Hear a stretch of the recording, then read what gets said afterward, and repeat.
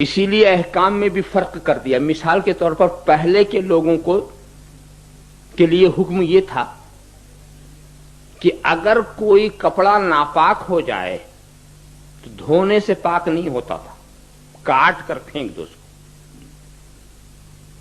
بدن ناپاک ہو تو کھرچ ڈالو، اور اگر کوئی گناہ کبیرہ کر لے تو توبہ یہ ہے کہ اس کی گردن کاٹ دو۔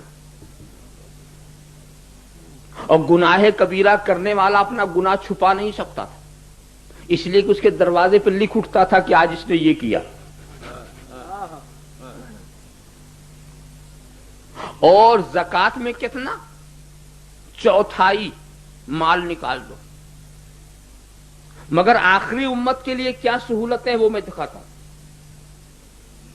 زکات میں چوتھائی کے بجائے 40واں،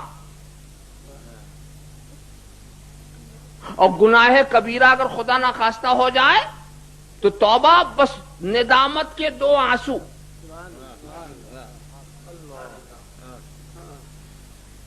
کپڑا ناپاک ہو جائے پانی سے دھل دو، اتنی آسانی۔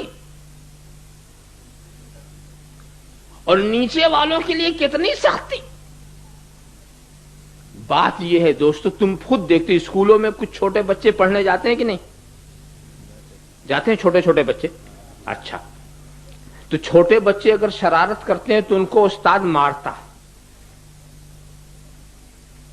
رول چلاتا۔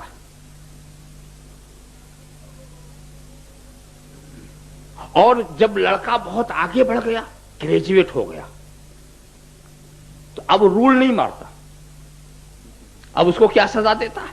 اگر کبھی اس نے کوئی بے توجہی کی، کلاس سے باہر ہو جاؤ۔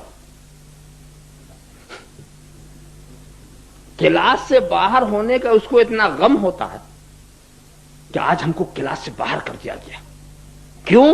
اس لیے کہ اس کی سطح بڑی اونچی ہے سوچنے کی۔ مگر چھوٹے بچے کو اگر کہہ دو کلاس سے باہر ہو جاؤ، تب وہ تو روز ہی شرارت کرے گا کہ یہ تو اچھا طریقہ نکلا۔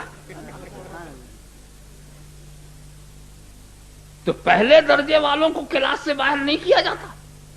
جب اونچے کلاس کے لوگ ہوتے ہیں ان سے کہا جاتا ہے جو کلاس کے باہر ہونے کا احساس کرے۔ اسی لیے تمہاری سزاؤں میں تخفیف اس لیے کی کہ تم اتنے معیاری درجے پر پہنچا دیے گئے ہو کہ ذرا بھی تمہاری تنبیہ کی جائے تو تمہیں اس کا احساس ہونا چاہیے۔ اور دوسری بات اور ہے کہ آخر والے کو ایک فائدہ یہ ہے کہ پہلے والے سے سبق لے۔ آخر والا پہلے والے سے سبق لیتا کہ پہلے والے نے برائی کی تو اسے کیا سزا ملی، تو اب وہ بات مجھ سے نہ ہو۔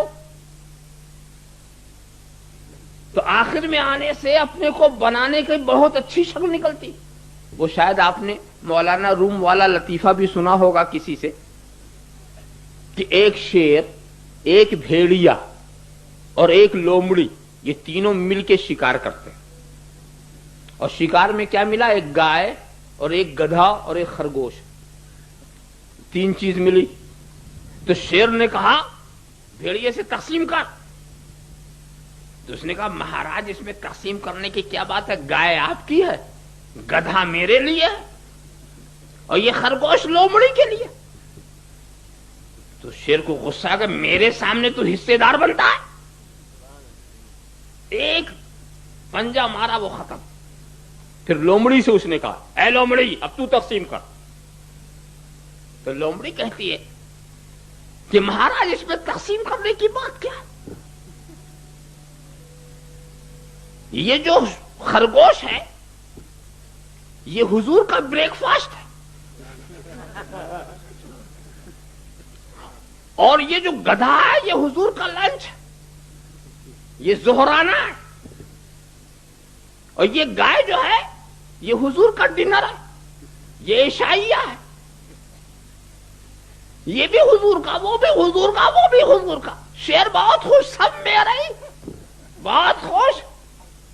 اور اس کے بعد پوچھا اے لومڑی یہ بتا تجھے یہ عقل کہاں سے آئی؟ تجھے یہ عقل کہاں سے آئی؟ کہا پہلے کا حال دیکھ کے وہ حصے دار بنا تھا، نتیجہ دیکھ لیا۔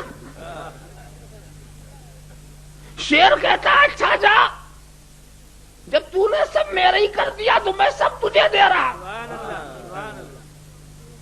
میں تو کوئی اور شکار کر لوں گا۔ آپ خیال کرتے چلے جائیں تو بعد والا پہلے والے کا حال دیکھ کر اپنے کو بنا سکتا ہے۔ تو تم سے پہلے قوم عاد، قوم سمود، قوم مدین، بنی اسرائیل، سب کے اوپر عذاب الہی کا ایک سلسلہ جاری رہا۔ جو باغی بندے رہے سب پر عذاب گرتا رہا۔ ساری برائیوں پر کیا کیا عذاب نازل ہوا خدا کا، وہ سب گرتا رہا۔ تمہیں سب کے آخر میں پیدا کیا گیا تاکہ تم دیکھ لو کہ اس گناہ والے پر کیا عذاب آ سکتا ہے، اس گناہ والے پر کیا عذاب آ سکتا ہے، دیکھ کر کے اپنی اصلاح کر سکو۔ تو تمہیں سب کے آخر میں بھیجا گیا۔ اس کی وجہ خود رب تبارک و تعالیٰ نے جو ارشاد فرمائی معراج کی رات، وہ یہ کہ اے محبوب، کیا تمہیں اس بات کا غم ہے کہ میں نے تمہیں آخری نبی بنایا؟ تو حضور نے کہا نہیں، مجھے اس کا کوئی دکھ نہیں۔ کیا تیری امت کو اس بات کا رنج ہے کہ میں نے اسے آخری امت بنائی؟ کہا نہیں، میری امت کو اس کا کوئی رنج نہیں۔ کہا جاؤ اپنی امت کو خبر کر دو کہ میں نے اس کو آخر میں اس لیے بھیجا ہے کہ ساری امتیں اس کے سامنے رسوا ہوں، وہ کسی کے سامنے رسوا نہ ہو۔ سبحان اللہ، سبحان اللہ، نعرہ تکبیر، نعرہ رسالت۔ ہم قوم سمود کا ذکر کرتے ہیں ہنستے ہیں، قوم مدین کا ذکر کرتے ہیں ہنستے ہیں، قوم عاد کا ذکر کرتے ہیں ہنستے ہیں، بنی اسرائیل کی سرکشیوں کا ذکر کرتے ہیں ہنستے ہیں، اور ہمارے بعد تو کوئی نئی امت آئے گی ہی نہیں جو ہمارا ذکر کرے اور ہنسے، جو ہمارا ذکر کرے اور ہنسے، تو ایسی تو کوئی امت آئے گی نہیں۔ یہیں سے مجھے ایک اشارہ رحمت بھی ملتا ہے دوستو، جو خدا ایک امت کے سامنے بھی ہمیں رسوا کرنا پسند نہیں کرتا، وہ قیامت کے دن کیا رسوا کرے گا؟